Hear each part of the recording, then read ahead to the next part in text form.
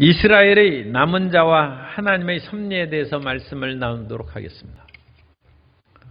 예수님께서 이 땅에 오셔서 복음을 증거하시고 십자가를 지셨음에도 불구하고 많은 이스라엘 백성들이 예수님을 믿지 않았습니다.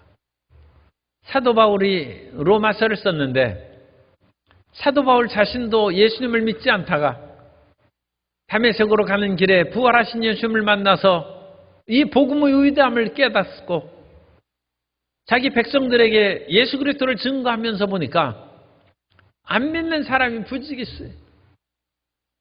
그래서 자기는 이방인의 사도로 나는 부름을 받았은즉 안 믿는 유대인이 아니라 나는 이방인에게 내고 가노라. 그런 선언까지 했습니다. 그러나 사도 바울이 로마서를 쓸 때 하나님께서는 모든 인류를 구원하시기 위해서 그리스도의 십자가의 복음을 전하셨지만 이 복음이 나오기까지 수고하고 헌신한 이스라엘 백성들을 버릴 수 없다는 것입니다.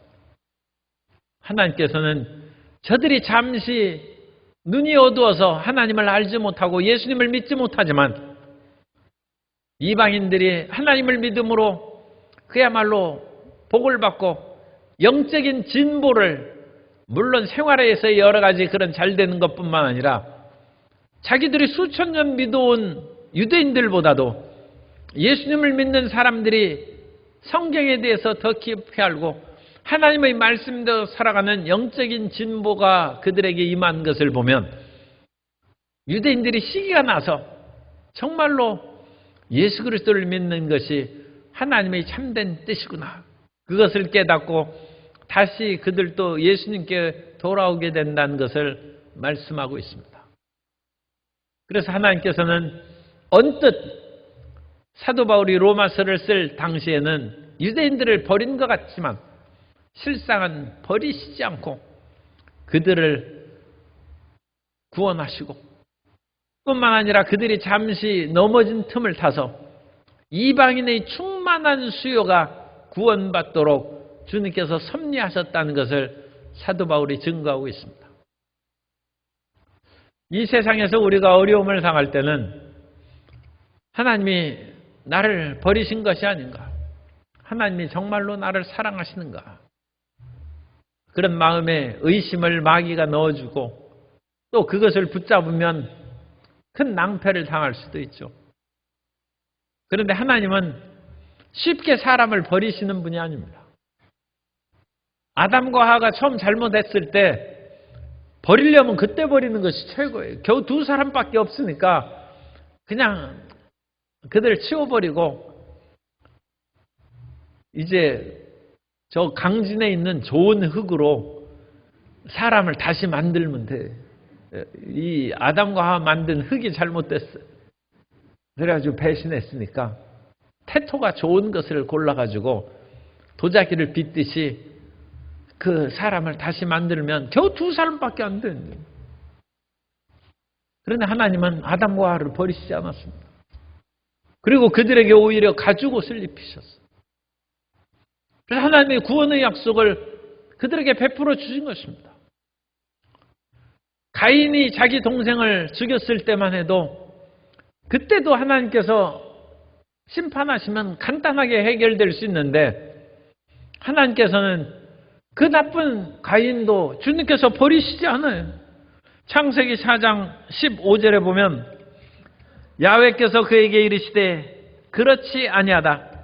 가인을 죽이는 자는 벌을 7배나 받으리라 하시고 가인에게 표를 주사 그를 만나는 모든 사람에게서 죽임을 면하게 하시니라. 그런데 정말로 결정적으로 하나님께서 버리실 만한 때가 있었습니다. 그것은 노아의 홍수 때도 있지만 노아의 홍수는 구체적으로 하나님께서 특별한 어떤 말씀도 주시고 뭐 그런 것이 없어요. 그런데 아주 결정적인 것은 10가지 재앙으로 이스라엘 백성들을 애굽에서 건져내시고 하나님께서 출애굽기 19장에서 시내산에 강림하시고 하나님을 만난 것입니다. 그리고 20장에 하나님께서 말씀하시기를 나는 애굽에서 너희를 이끌어낸 야훼노라. 그러므로 너는 나 외에 다른 신을 내게 있게 하지 말라고 하나님께서 십계명의 말씀을 주셨어요. 그런데 그 말씀을 받고 하나님의 계약 법전을 받는 그 40일을 못 참아서 이스라엘 백성들이 금송아지를 만들었어요.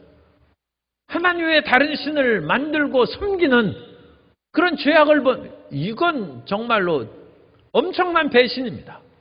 하나님께서 어마어마한 공을 들이셔서 그들을 애굽에서 이끌어내시고 하나님께서는 니느웨의 백성들이 얼마나 잔인하고 아수르의 그런 국민들이 이방 사람들에게 잔인하게 정복을 했는지 오늘날 역사사에서 그런 것이 나타나는데 하나님이 어찌 그걸 모르시겠습니까? 그런 아수르의 백성들도 요나를 보내서 회개하기를 원하시는 하나님이신데 애굽 백성은 이스라엘 백성들을 그냥 노예로 삼아서 그 당시엔 노예가 수없이 많이 있으니까 특별히 뭐 잘못하고 그런 것도 없이 억눌려서 그렇게 살고 이스라엘 백성들이 지낸 것입니다. 그들이 너무 강성해서 나중에는 이제 남자아이, 사내아이가 나면 죽이라는 그것이 이제 지나치죠.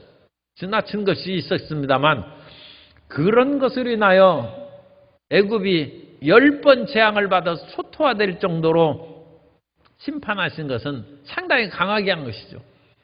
그것은 하나님께서 이스라엘을 사랑하시고 이스라엘을 구하셨기 때문에 그들을 통하여 하나님의 위대한 구원의 역사를 베푸실 길을 하나님께서 정하셨기 때문에 그런 애굽을 억압하면서까지 이스라엘에게 생명의 역사를 베풀어 주셨는데 그 이스라엘이 배신하고 그것도 얼마 가지도 않아서 한 달 열흘 지났다고 해서 어찌 금송아지로 우상을 만들어서 그것을 앞에서 떠들고 춤추고 그렇습니까? 그런데도 하나님이 그들을 버리시지 않냐고 그 후손들을 이끌어내셔서 아브라함에게 약속하신 젖과 꿀인 땅을 주셨다는 것입니다. 하나님께서는 결코 쉽게 버리시지 않습니다. 하나님은 상한 갈대를 꺾지 아니하시고 꺼져가는 심지를 끄지 아니하시는 은혜의 하나님이십니다. 그러므로 예수님께서 이 땅에 오셔서도 유대인들이 예수님을 못 박아 십자가에 돌아가게 하시고 예수님을 믿지 않는다 할지라도 주님께서 그렇게 쉽게 버리시지 않습니다. 오래 참고 기다리십니다.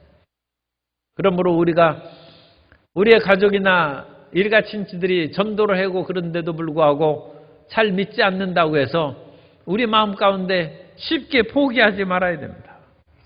그런데 성경에 보면 하나님께서 버리시는 자들이 있어요. 하나님께서 버리시는 자들은 어떤 사람이냐? 하나님의 말씀을 들었는데 말씀을 저버린 자는 하나님이 버리십니다. 왜냐하면 말씀이 우리 심령에 있지 않은 사람은 그 사람이 하나님을 버리는 것입니다. 그러므로 우리가 성경을 읽고 그 말씀을 마음에 새겨두는 것이 엄청나게 중요해요. 하나님께서 아담의 죄, 가인의 죄, 또 금송아지를 만든 이스라엘 백성들의 죄, 뭐 수없이 그런 죄 지은 사람들을 용서했는데도 불구하고 금방 버린 사람이 있어요. 아간을 하나님께서 심판하셨습니다. 그것은 여호수아 6장 18절 이하에 보면 그때 여호수아가 명령한 것입니다. 너희는 온전히 바치고 그 바친 것 중에서 어떤 것이든지 취하여 너희가 이스라엘 진영으로 바치는 것이 되게 하여 고통을 당하게 되지 아니하도록 오직 너희는 그 바친 물건에 손대지 말라. 이 바쳤다는 건 헤렘의 그런 법을 말하는 것입니다. 그러니까 여리고에 있는 모든 물건은 하나님께 바친 것이 되었는데 그 바친 것을 취하면 심판받는다는 그 말씀입니다. 은금과 동철 기구들은 다 야훼께 구별될 것이니 그것을 야훼의 곳간에 드릴지니라 하니라.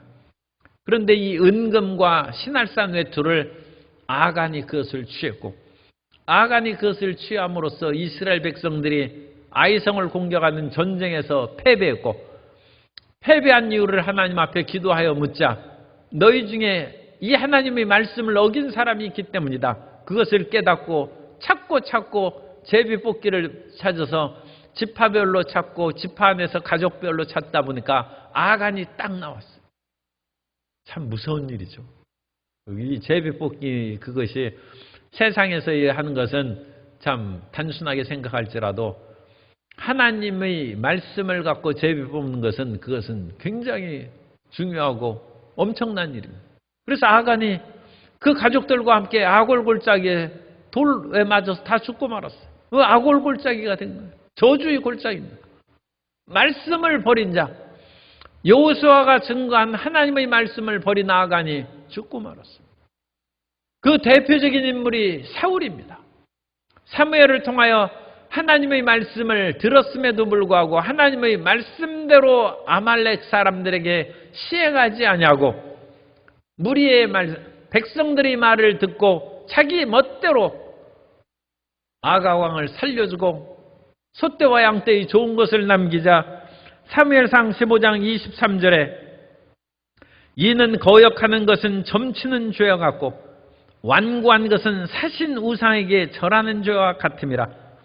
왕이 야훼의 말씀을 버렸으므로 야훼께서도 왕을 버려 왕이 되지 못하게 하셨나이다 하니. 그래서 하나님의 말씀을 우리에게 들려주시면 그거 붙잡고 살라는 얘기입니다. 그런데 그 붙잡고 살라는 그 말씀을 저버리면 하나님이 지금 버린 것으로 제가 말씀드렸습니다만 말씀을 버리면 자기가 그냥 빠져 죽는 것이죠. 그러니까 나무 조각으로 생각하면 돼요. 하나님께서 이 거친 세상에서 아무것도 없이 그야말로 물에 빠져 죽을 사람에게 말씀의 나무 조각을 줬는데 그 말씀을 붙잡고 살아야죠. 그런데 그 말씀을 버렸어. 그럼 물에 빠지는 것이죠. 그래서 하나님의 말씀을 버린 아간이나 사울이나 하나님의 말씀이 없는 사람은 버림을 받는 것입니다. 하나님께서 끝까지 사랑하시고 사람들을 지키시려고 함에도 불구하고 그 지킴을 받지 못하는 것은 말씀을 붙잡지 않기 때문에 하나님의 말씀, 생명의 말씀을 끝까지 붙잡고 살아야 됩니다. 그런데 하나님께서 이제 물에 빠진 사람들에게 나무 조각을 던지는 것처럼 수없이 오랜 세월 동안에 하나님께서 택하신 그런 소수의 사람이 있다는 것입니다. 그래서 하나님께서 자기 백성을 1절에 다 버리셨느냐? 그럴 수 없다는 것입니다. 나도 사도 바울도 이스라엘인이요 아브라함의 씨에서 난 자요. 사도 바울이 구원받은 거 보면 모든 이스라엘 백성들이 다 버림받은 것이 아니라 은혜로 택함을 받은 사람이 있다는 그 얘기를 하는 것입니다. 엘리야 시대에도 수많은 사람들이 다 배신하고 아합을 쫓아 왕의 권력이 세죠. 어찌 그것을 거역하고 자기가 하나님을 믿겠다고 감히 선언할 수 있겠습니까? 그래서 수많은 사람이 바알과 아세라를 섬기고 엘리야만 표면적으로는 혼자 남았지만 하나님께서는 숨은 7,000명을 남겨두셨다. 은혜로 선택한 사람이 있다. 은혜로 선택. 노아 홍수의 시대에도 수많은 사람들이 타락하고 방중해서 홍수로 심판하실 때가 됐음에도 불구하고 노아는 하나님께 은혜를 입었더라. 그래서 은혜를 입은 노아를 혼자만 건져주신 것이 아니라 노아만 혼자 살아있으면 어떻게 그 후손을 또 만들고 전파할 수 있겠습니까? 그러니까 그 아내와 세 아들과 세 며느리 해서 8식구를 하나님께서 다 구원하셨어요. 그래서 노아 한 사람이 은혜를 받았는데 온 집안이 다 구원을 받은 것입니다. 그래서 하나님께서 이와 같이 택하심을 받은 은혜의 밧줄을 던지셨고 노아 홍수 이후에 수많은 사람들이 다시 번성하기 시작했을 때 그 사람들이 한 언어를 사용하고 마음이 말이 같으니까 힘을 뭉칠 수가 있죠. 사람이 말이 달라지면 분열이 생기죠. 그런데 그 당시에는 모든 사람이 한 가지 언어를 사용했기 때문에 힘이 강성해서 바벨탑을 쌓고 교만하자 그것으로 하나님께서 심판하시고 온 땅의 지면에 흩어버리시는데, 그때 하나님께서 흩어지는 사람 가운데 아브라함을 선택하사 하나님께서 구원의 은혜를 베풀어 주시고, 아브라함을 통하여 누구든지 아브라함과 같은 믿음을 가진 사람은 다 구원받는 예표로 삼으신 것입니다. 느헤미야 9장 7절에 주는 하나님 야훼시라, 옛적에 아브라함을 택하시고 갈대아 우르에서 인도하여 내시고 아브라함이라는 이름을 주시고 그를 선택하신 거예요. 하나님께서는 모든 사람들이 다 죄악 가운데 빠지고 죽음의 길로 가는 것 같아도 하나님께서 그들에게 말씀을 던지셔서 생명의 밧줄을 던지셔서 한 사람 한 사람 선택하시고 구원의 길을 이끌어 주신 것입니다.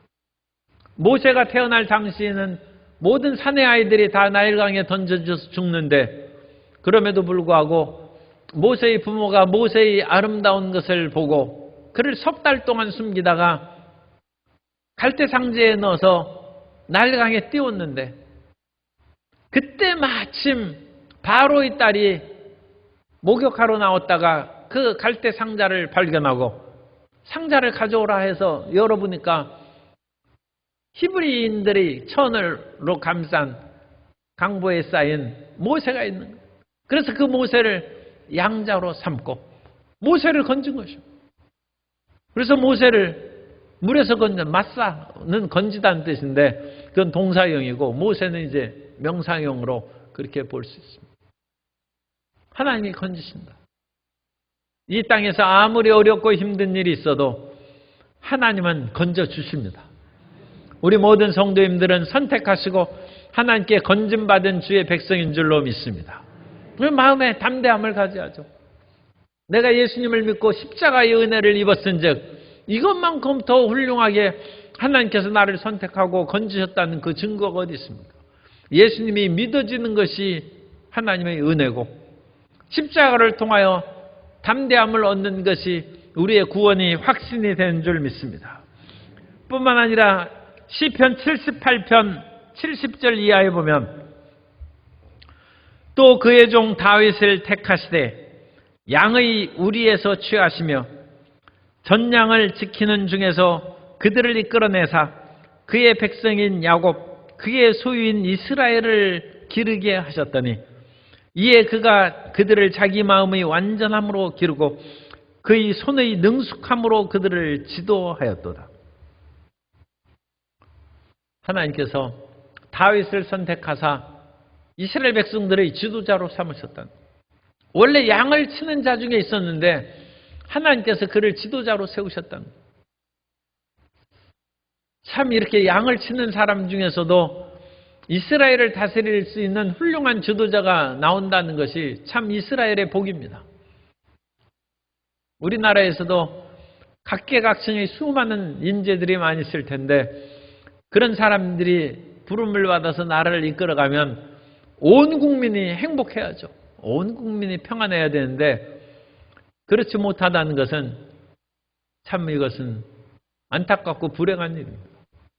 그런데 하나님께서는 양치는 목동에서 다윗을 부르셨는데 다윗이 그야말로 사심이 없이 멸사봉공의 마음으로 하나님의 뜻을 쫓아서 모든 일을 행하며 온 국민이 행복하게 된다. 한 사람을 잘 선택했더니 온 국민이 선택함을 받는 그런 축복의 역사가 나타나는 것이죠. 이처럼 이와 같이 성경에서는 항상 남은 자들이 있어요. 하나님께서 노아도 남은 자가 있고 모세를 주님께서 나일강에 던져지는 사람 가운데 남은 자를 주시고 다윗도 하시고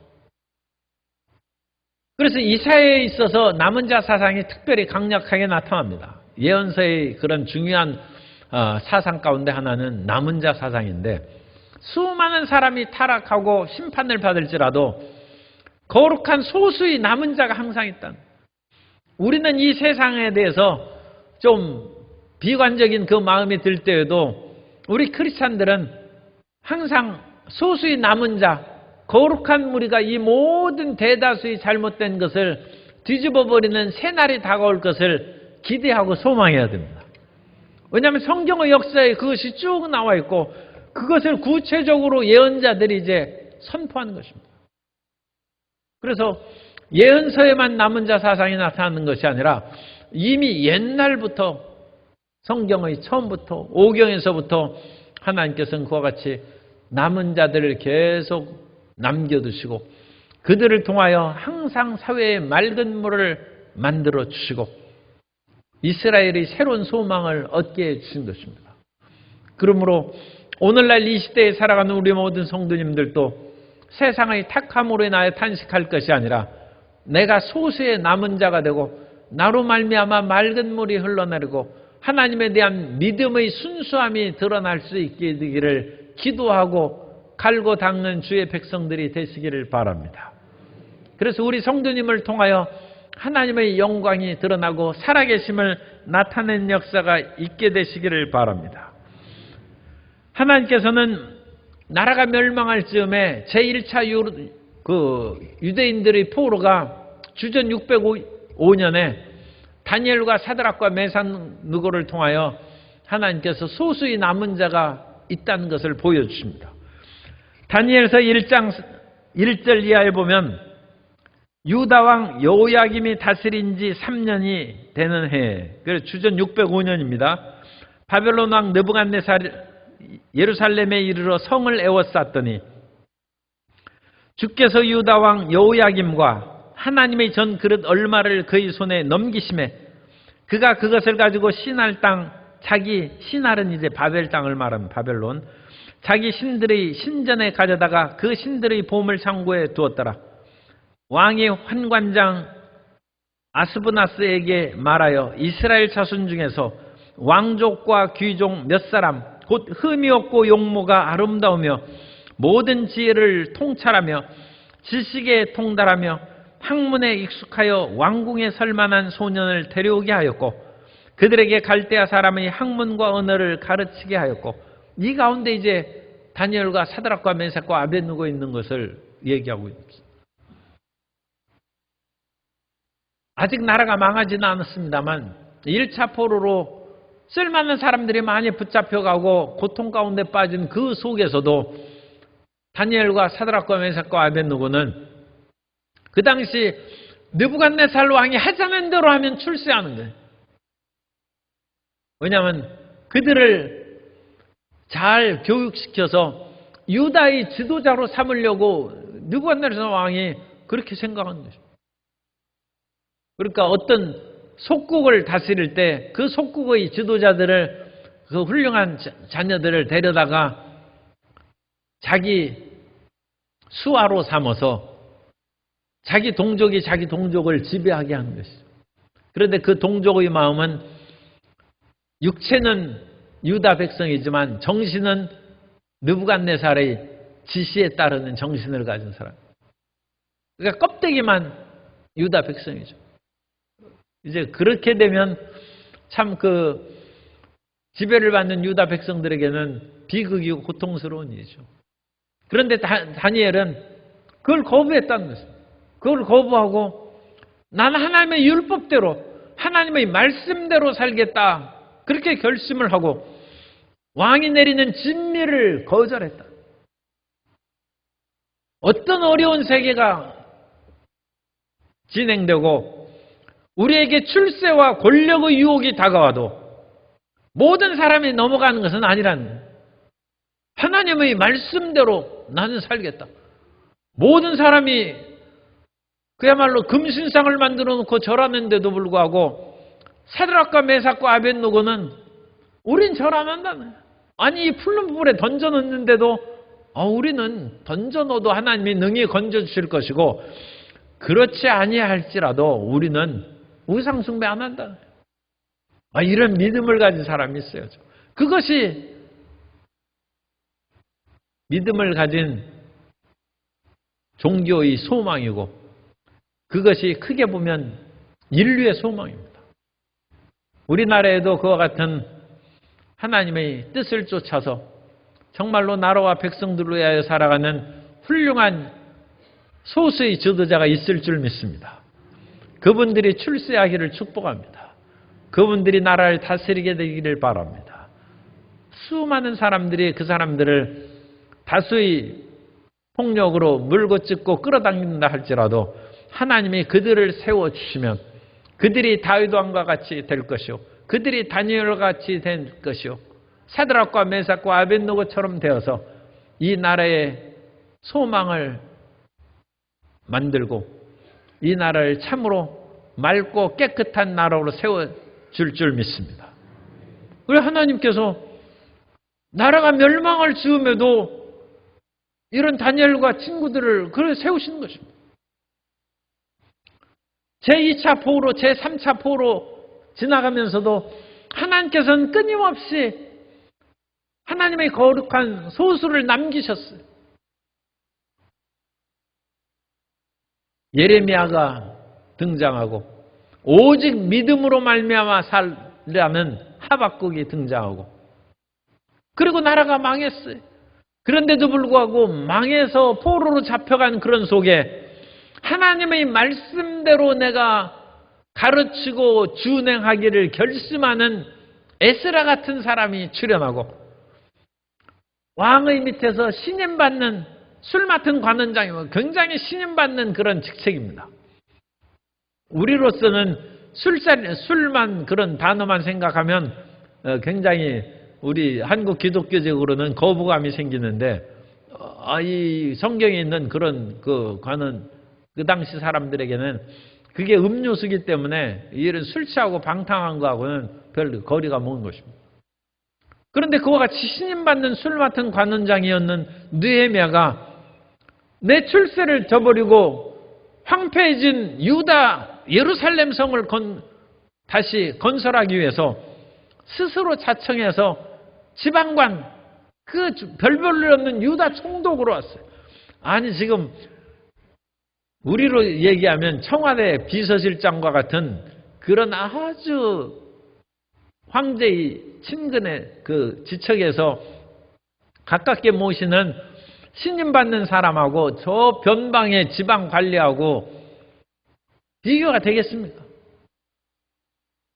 그런데 나라를 사랑하는 마음으로 자기의 동족 유다 백성들을 사랑하는 마음으로 느헤미야가 그런 사람이 나왔다. 이런 것을 읽으면서 이스라엘 백성들은 희망을 갖는 것입니다. 세상이 아무리 어렵고 잘못된 지도자들이 여러 해 동안 우리를 핍박하고 괴롭힌다 할지라도 우리에게는 하나님이 남기신 사람이 분명히 올 것이고 그 소수의 거룩한 남은 자 중에서 마지막 나타나실 분이 그것이 메시아 사상입니다. 그러니까 이 메시아 사상은 성경의 그런 모든 것을 통하여 후대 사람들이 마음에 깊이 뼛속 깊이 새기는 거예요. 그래서 메시아가 오면 우리 가난한 자에게 복음이 증거될 것이다. 옛날 훌륭한 임금도 나라님도 가난한 사람은 구제를 못한다고 했는데 그렇잖아요. 가난한 사람에게 복음을 준 거예요. 포로된 자에게 자유를, 눈먼 자에게 다시 보게 함을 전파하며 눌린 자를 자유케 하고 하나님의 은혜의 해를 선포한다. 그 시대를 얼마나 기다리겠어요. 그리고 그 메시아가 이 땅에 오신 줄 믿습니다. 그러면 그 메시아를 붙잡고 영원한 천국의 소망을 가졌은즉 이제는 결코 뒤로 물러가지 아니하고 우리는 주의 말씀대로 살아가야 될 줄로 믿습니다. 예수님을 믿었는데 내가 이와 같이 힘들고 어려운 것이 여전히 나타나고 몸도 아프고 관절염도 있고 어찌 된 것이냐. 구원의 완성이 안 됐어요. 우리가 끝까지 믿음을 지키면 구원의 완성을 보게 되는 날이 다가오는 것입니다. 그래서 그 구원의 완성을 위해서 나가야지 지금 보는 눈에 보이는 현상으로 말미암아 믿어도 뭐 별별 없는데 오히려 돈이나 많이 있는 것이 좋겠다는 것은 그건 유혹이요 사탄의 그와 같은 속삭입니다. 그래서 우리는 한 번 믿은 것을 끝까지 붙잡고 전진해 나아감으로써 말씀 위에 굳게 서는 주의 자녀가 되어야 될 줄로 믿습니다. 그래서 사도 바울 그 당시에도 이제 예수님께서 12제자를 선택하셔서 이와 같이 소수의 선택의 부르심이 있다는 것입니다. 마태복음 10장 1절에 보면 예수께서 그의 12제자를 부르사 더러운 귀신을 쫓아내며 모든 병과 모든 약한 것을 고치는 권능을 주시니라. 같은 유대인인데 예수님을 믿을 뿐만 아니라 권능이 있어서 예수님의 하시는 일을 다 행하고 나중에는 예수 그리스도의 죽으심과 부활을 증거하다가 사도 요한만 빼고는 다 순교했어요. 이 보통 일이 아니죠. 오늘날 그 나라를 위하여 그야말로 헌신하고 죽는 지도자들이 있으면 우리가 송덕비 세워드리죠. 그 송덕비 세워야 그분에게 큰 대단한 것도 아니겠습니다만, 이 송덕비 세울 사람들이 없다는 것도 그것도 비극이죠. 그렇다고 해서 자기 살아있을 때 억지로 그냥 눌러가지고 송덕비 미리 세워놓고 나중에 죽으면 그거 다 깨뜨려버리고 이제 예수님을 위하여 목숨을 바치는 그런 사람이 있어야죠. 그리고 사도 바울은 마지막에 나도 예수님을 믿게 됐다. 예수님을 핍박하는 사람인데 내가 예수님을 믿고 이같이 로마서를 쓰는데 하나님이 이스라엘 민족을 어찌 버리셨느냐. 이 수많은 증거들이 있다. 그러므로 하나님께서 이스라엘 백성들을 다 버리신 것이 아니라 선택받은 소수의 사람들은 틀림없이 구원하셨는데 많은 유대인들이 마음이 완악하게 되어서 그들이 예수님을 믿지 않게 되었다는 것입니다. 그래서 7절에 보면 그런즉 어떠하냐 이스라엘이 구하는 그것을 얻지 못하고 오직 택하심을 입은 자가 얻었고 그 남은 자들은 우둔하여졌느니라. 이건 남은 자 사상이 남은 자하고 의미가 다른 것입니다. 그래서 하나님의 선택함에서 벗어난 그 다른 그 나머지 사람들은 남은 자라기보다는 여기에서는 성경에는 남은 자의 분명한 사상이 나타나니까 이런 것은 번역을 조심해야 됩니다. 그래서 이것은 나머지 사람이라고 다른 단어로 번역하는 것이 좋습니다. 그 나머지 사람들은 우둔하여졌어요. 성경의 남은 자는 믿음이 있는 거룩한 자들. 그리고 여기에서는 남은이라고 하지 말고 그 나머지 사람들은 우둔하여졌느니라. 그래서 기록된 바 하나님의 오늘까지 그들에게 혼미한 심령과 보지 못할 눈과 듣지 못할 귀를 주셨다 함과 같으니라. 이 사람들이 이와 같이 마음이 우둔해지고 완악해졌는데 마음이 완악해진다는 그 헬라 단어는 포로라는 단어를 쓰는데 포로 그것은 돌이 되다 둔해지다는 그런 뜻입니다. 우리에게 이제 굳은 쌀 벗기는 것이 마찬가지예요. 그래서 발바닥 그런 데 굳은 쌀이 박히고 그러면 그 감각이 없죠. 그래서 이제 그 굳은 쌀이 어느 정도 있는 것도 그 나쁘진 않고. 그러니까 이 맨발로 다니는 산에 가면 또 맨발로 다니는 사람들이 많이 있어요. 그래서 맨발로 다니는 것은 좋은데 별로 이 제석산 그런 길이 그렇게 깨끗하지 않아서 그게 큰 효과가 있을런지는 모르겠습니다만 어쨌든 맨발로 다니면 또 건강에 좋은 효과가 있는데 그런 발에 굳은 쌀이 벗기죠. 그러면 작은 모래 알갱이나 그런 걸 밟아도 아프지 않습니다. 그래서 이 발바닥 같은 데는 굳은 쌀이 좀 있어도 유익한 것이 있을지 모르는데 이제 문제가 되는 굳은 쌀은 마음이 굳은 쌀이 벗기는 거예요. 그래서 마음이 다른 사람에 대하여 감각이 없어요. 마음이 부드러워야 다른 사람을 같이 울고 같이 웃고 그럴 텐데 예수님께서 그 세대를 책망하셨지 않습니까? 피리를 불어도 춤추지 아니하고 통곡해도 울지도 않아. 서로 간에 마음을 통하지 않는 그런 세대가 그 예수님 당시 그런 완악해진 사람들. 일제강점기에 수많은 사람들이 마음의 상처를 받고 마음이 냉랭해지고 강팍해졌어요. 그런데 그때에도 고결하고 아주 부드럽고 순수한 마음을 가진 사람이 윤동주입니다. 윤동주의 서시에 우리가 잘 아는 것처럼 죽는 날까지 하늘을 우러러 한 점 부끄러움이 없기를. 수많은 죄 짓고도 뻔뻔한 사람이 무수한 이 시대에 한 점 부끄러움이 없기를. 잎새이는 바람에도 나는 괴로워했다. 태풍이 불어쳐도 까딱없는 강심장들이 많은 세상에 잎새이는 바람에도 나는 괴로워했다. 별을 노래하는 마음으로 모든 죽어가는 것을 사랑해야지. 마음이 얼마나 그야말로 상한 갈대를 꺾지 않고 꺼져가는 심지를 끄지 않는 그런 마음을 가졌는지. 이 마음이 이와 같이 여려서 세상 어찌 살까 참 근심이 돼. 그래서 윤동주 선생은 오래 살지 못했어. 그런데 내로남불하면서 그와 같이 강팍하고 뻔뻔한 사람들이 너무 많은데 그 사람들은 그렇게 하라고 놔두고 우리 크리스찬들은 그러면 안 됩니다. 우리 크리스찬들은 거친 세상에 살면서 상처받지 않도록 우리도 지혜롭게 그야말로 뱀처럼 지혜롭고 비둘기처럼 순결하게 살아야 되지만 중요한 것은 비둘기처럼 순결한 거예요.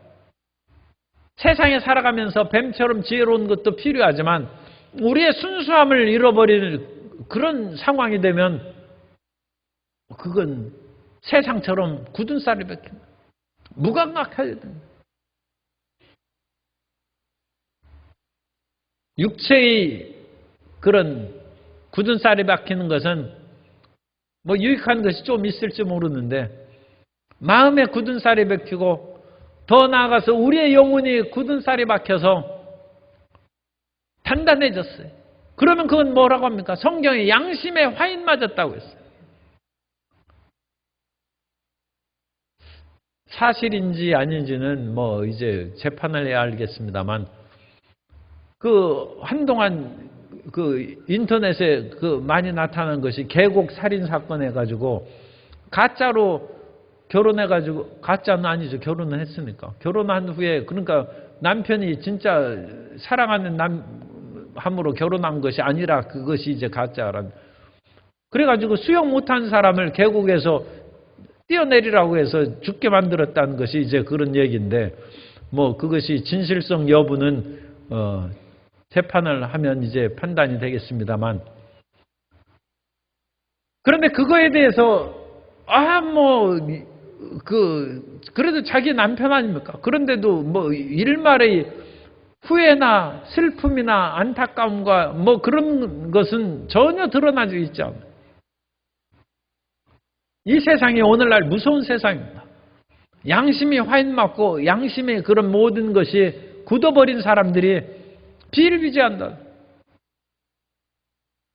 이런 거친 세상에서 살면서 우리 크리스찬들이 그 부드럽고 섬세한 양심을 지키고 살아가는 것이 참 쉽지 않아요. 그런데 그걸 지켜야 됩니다. 그게 보배입니다. 그것이 이 세상의 금과 은보다 이 세상의 다이아몬드나 이 세상의 권력이나 어떤 것보다 지켜야 될 우리의 깨끗한 심령입니다. 그것을 노출시키면 어떻게 상처를 받을지 몰라요. 그러니까 우리가 금과 은덩이 밖에 드러내고 그러면 그거 훔쳐가죠. 심지어 어떤 사람은 이건 옛날 중국 영화가 아니라 우리나라에서 관에 그 시신을 가져가는데 관 뚜껑 열고 금목걸이 이렇게 훔쳤대. 그 사람은 참 무서움도 없어요. 그러니까 앞으로 그런 거 할 때도 관 끝까지 못을 꼭꼭 묶거나 해가지고 딴 사람이 이 도둑이 그러니까 관에 그러니까 옛날에 그 꽁꽁 묶는 것이 죽은 사람 살아나지 못하게 이렇게 죽었다가 살아나면 또 얼마나 놀라겠어요. 그러니까 못하게 하는데 오늘날에는 그 반대 죽은 사람이 살아난 것이 문제가 아니라 산 사람이 뭐 훔쳐가고 또 그 금리빨 빼가고 그러면 어떡하겠어요. 이 세상이 이렇게 악독하고 그 어지러운. 그러니까 이와 같이 금덩이나 좋은 것은 꼭꼭 숨겨둬야죠. 꼭꼭 숨겨둬야 돼요. 보물은. 그런 것처럼 깨끗하고 부드러운 양심을 꼭꼭 숨겨두고 잃어버리지 않게 되시기 바랍니다. 그래가지고 이 심령을 꼭꼭 숨겨두지 아니하고 밖에 노출해가지고 그야말로 양심에 화인 맞은 것처럼, 왜냐하면 그것은 밖에 노출되면 금방 도둑맞고 상처받으니까 견딜 수가 없네요. 그걸 숨겨둬야죠. 그런데 그걸 숨겨두지 않으면 마음이 굳어지는 거예요. 마음이 완악해지는 거예요. 그걸 믿는 사람이나 안 믿는 사람이나 똑같아지면 예수 믿는 사람이 무슨 차이가 있어요? 우리는 예수님 믿는 사람이니까 우리의 양심이 순결하고 부드러워야 돼요. 그런데 유대인들은 마음이 완악해졌다. 완악해져서 그들의 특징이 마음이 혼미한 것이죠. 분별력이 상실했어요. 예수 그리스도의 복음을 들어도 그거에 대한 아무 감흥이 없어요. 보지 못할 눈과 듣지 못할 귀, 그러니까 눈도 완악해지고 귀도 둔해지고 아무리 말씀을 들어도 회개하지 않아요.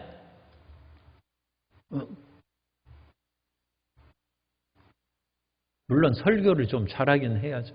그런데 설교를 못해도 은혜 받는 사람은 은혜 받더라고요. 그래서 설교 잘하고 못하는 것이 문제가 아니라 오직 성령의 인도하심을 받고 열심히 기도해서 증거하면 듣는 귀가 열린 사람이 복을 받는 거예요. 그래야지 그 귀가 완악해지면 은혜 못 받는 거예요. 그래서 우리는 이 거친 세상에서도 듣는 귀가 열리고 이 어지러운 세상에서도 순결한 것을 보는 눈이 열리고 사람을 사랑하는 마음으로 살아가야 될 줄로 믿습니다. 그런데 이스라엘의 대다수의 백성들은 마음이 완악해졌어요. 굳은 살이 벗겨서 아무리 그 당시에는 정말 예수님의 직계 제자들입니다. 직계 제자들이 자기가 직접 보고 듣고 행한 그 모든 예수님의 사역을 증거하는데 2000년 지나서 우리가 물론 성령으로 말미암아 증거하니까 뭐 그것도 상당한 엄청난 것이긴 합니다만 예수님의 직계제자하고는 또 차이가 있겠죠. 그분들은 사도 아닙니까 그래도. 그런데 그 사람들이 말을 안 듣는 거예요. 그것은 사도들이 잘못한 것이 아니라 그들의 마음이 완악해지고 눈이 어두워지고 귀가 어두워지고 다 굳은 쌀에 박혀서 하나님의 뜻을 거역했다는 것입니다. 오늘날 끈질기게 복음을 증거하면서도 듣지 않는 거에는 우리에게 약간의 그런 부족함이 있을지 몰라도 아마 대부분은 그 사람이 완악하기 때문에. 그래서 완악한 그것은 어떻게 해야 됩니까? 남비가 라면을 끓이다가 잠시 해가지고 그거 다 타버렸어요. 그래가지고 거기에 눌어붙었어요. 그럼 물 속에 오래 담궈놔야죠. 그죠? 옛날에는 그 12월 31일 날 목욕탕에 가면 물 속에서 이제 온몸이 퉁퉁 붓도록 들어 앉아 있어야 돼. 그래야 그게 이제 굳은 쌀이 벗겨지죠. 그러니까 끈질기게 주의 말씀 가운데, 기도 가운데 그 사람을 부풀리면 그 굳은 쌀이 벗겨지고 부드러운 쌀이 되면 그때는 찔르면 아프죠. 이전에는 굳은 쌀이 박혔을 때는 바늘로 찔려도 안 아파요. 그런데 그것이 벗겨지면 바늘로 찌르면 아프죠. 그때는 예수 그리스도의 복음을 증거하면 아프다는 거예요. 베드로가 오순절 성령의 충만함을 받고 그리스도 예수의 죽으심과 부활에 대해서 얘기할 때 그것을 듣는 예루살렘의 그런 시민들이 형제들아 우리가 그러면 어찌할꼬 하고 마음에 찔렸다. 그때는 굳은 살이 없는 거죠. 우리가 그 모든 기간을 기도를 통하여 준비하고 그러면 마음의 굳은 살이 벗겨져 찔려지고 새롭게 된 역사가 나타나게 될 줄로 믿습니다. 그러면 하나님께서 이 백성들을 대다수의 사람도 끝까지 버리시겠느냐? 11절과 12절 그렇지는 않다는 것입니다. 이 사람들도 끝까지 이제 11절에 보면 내가 말하노니 그들이 넘어지기까지 실족하였느냐? 그럴 수 없다. 그들도 굳은 마음을 가지고 거친 세상에 살다 보니까 굳은 마음끼리 부딪혀서 마음이 부서지는. 그러니까 악한 사람은 악한 사람끼리 만나가지고 부서지고 깨지면 그 속에서 또 새살이 나타나서 하나님에 대한 회개의 기회가 생길 수 있어요.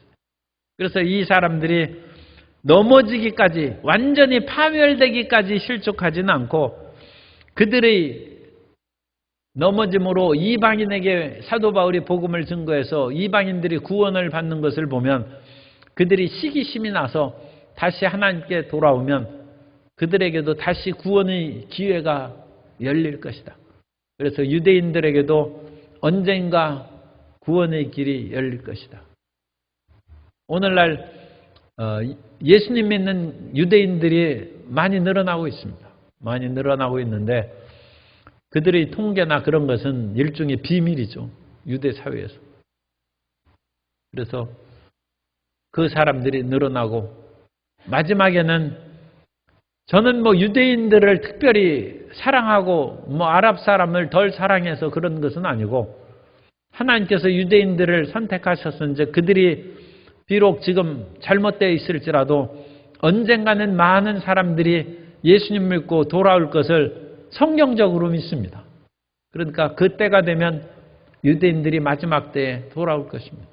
그래서 하나님께서 유대인들도 구원하고 또 그들이 잠시 실족해서 넘어 있을 때 복음의 물결이 이방인에게 넘어가서 이방인들도 구원받고 그래서 하나님께서는 유대인과 이방인들을 다 구원하는 위대한 역사를 나타내신다는 것입니다.